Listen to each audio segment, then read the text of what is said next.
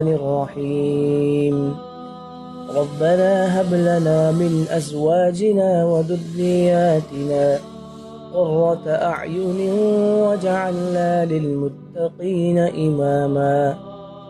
অর্থ, হে আমাদের প্রতিপালক, আপনি আমাদের এমন স্ত্রী ও সন্তান দান করুন যারা আমাদের চোখ জুড়িয়ে দেয়, আর আমাদেরকে পুরুষদেরকে মুত্তাকি লোকদের নেতা বানিয়ে দাও।